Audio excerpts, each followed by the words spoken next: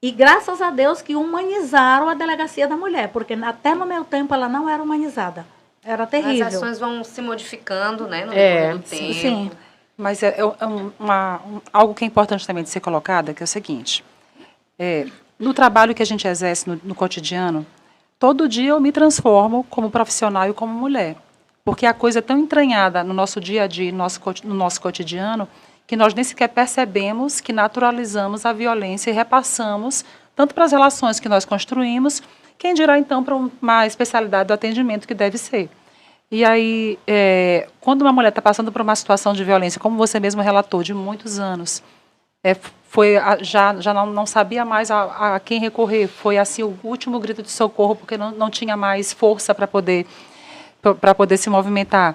Você espera, de fato, um acolhimento, você espera que uma grande parte de suas demandas sejam resolvidas, e aí é que vem um ponto e um desafio que a gente tem que avançar, é no sentido de que a gente precisa, para que o acolhimento seja de fato humanizado, de que hajam também profissionais de outras áreas do conhecimento para promover esse acolhimento que a mulher precisa. Às vezes, por exemplo, a mulher chega lá muito machucada, estou falando especialmente do psicológico, Sim. muito Sim. machucada psicologicamente, e aí naquele momento em que às vezes ela só consegue chorar e nem verbalizar, ou às vezes verbaliza, mas de maneira confusa, aí vem o técnico, que é o psicólogo, que é uma pessoa habilitada com técnica para poder fazer aquele acolhimento inicial, para que, superado aquele momento maior desespero, de maior situação de choro e tudo mais, ela tenha um pouco mais de calmaria, ela consiga focar no que ela veio fazer ali e aí dispor para os outros serviços também que tem que acontecer.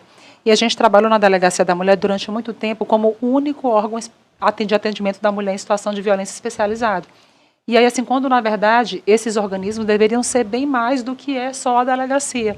Como você colocou, quando eu vou para uma delegacia, eu vou ali e vou buscar ajuda porque eu estou precisando de socorro. Mas aí também, ao mesmo tempo, se cria uma expectativa de que lá você vai fazer tudo o que deve ser feito, o que deve ser feito. Só que em razão de ser o único órgão, e às vezes também que não tem a estrutura adequada e suficiente para que a gente tenha a possibilidade de ter um espaço para o acolhimento inicial com o psicólogo, com o assistente social, que depois passe para essa parte do registro do crime, e aí naquele registro do crime a gente foque no que é do nosso interesse, e que depois tenha o acompanhamento dessa mulher para verificar como ela ficou posteriormente àquela primeira denúncia. Então, isso aí é um desafio que a gente tem buscado cotidianamente, porque a gente sabe que isso é altamente relevante.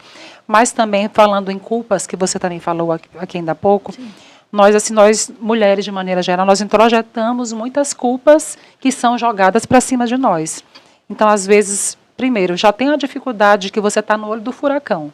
Você está ali, emocionalmente envolvida com tudo aquilo, e quando você está numa relação que, embora tóxica, embora violenta, mas você está no meio daquilo tudo ali, você não consegue ter o discernimento e a percepção e a força para poder sair dali. Você só consegue ter o discernimento e a percepção do que vivia agora, porque você Sim. conseguiu se libertar. Porque agora você está olhando de maneira mais distante e mais fria. Mas no momento que você está naquela situação, vem uma série de questionamentos, inclusive as culpas. Não, mas e os meus filhos?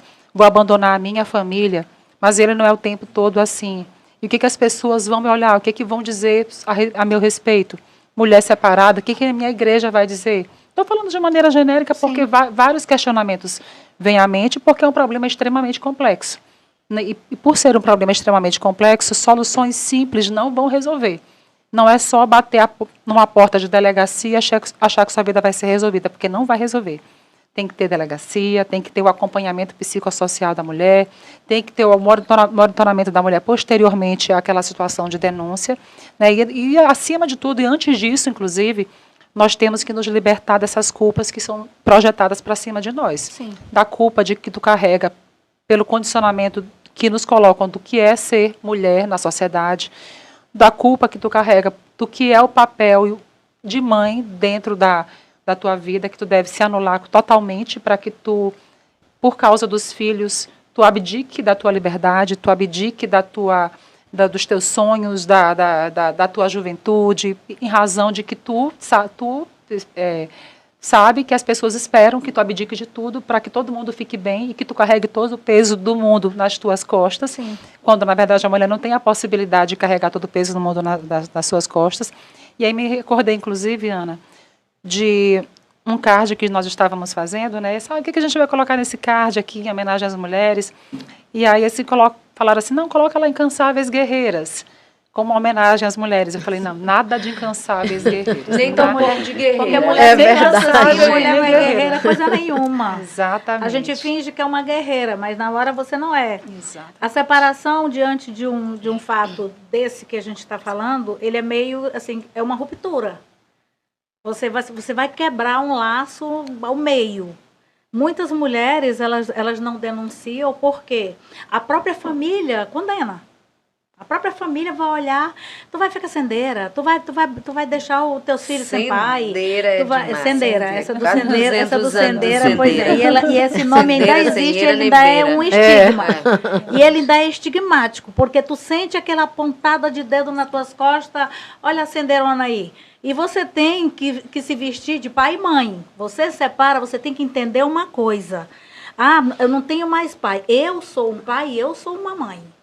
Eu acredito muito nisso. Eu não tem nada mais poderoso no mundo, do que uma mulher que ela se reconstitui, que ela se refaz, que ela se levanta. Não tem nada mais poderoso. Eu consegui fazer isso. Eu fiquei no 1, com 2 filhos, os meus filhos ficaram doentes. Quando eu digo doente, foi psicologicamente feridos, abalados, assim, uma coisa maluca acontecendo. Ainda assim, eu tive coragem de dizer, não, chega, basta. Demorou, mas tu demorou 20 anos. Que bom que pelo menos eu cheguei ao ponto de dizer basta. E quando muitas mulheres não fazem isso e terminam morrendo. São vítimas. Ou os filhos são vítimas da vítima. E outras terminam voltando, outras né? terminam E graças voltando. a Deus você não voltou. Não, graças a Deus, eu não voltei, eu jamais voltaria. Porque, que nem eu falei, olha, você romantiza a agressão. Ah, ele foi romântico. No dia seguinte, ele compra flores e vai lá. Aconteceu comigo várias vezes. Eu tá toda roxa, aí chegava com uma joia. Aí eu olhava para aquela joia, a lágrima descia, eu engolia em seco. Tá, mas com certeza ele vai mudar. A mulher, ela tem o hábito de achar que o agressor, ele vai mudar. Não, o agressor não muda. Ele só manipula por alguns dias. Mas ele vai voltar à agressão. E sempre que a agressão volta, ela é maior do que ontem. A de hoje, ela foi maior do que a de ontem. E assim sucessivamente. Ela vai só aumentando. Até quando chega ao ponto da pessoa te anular.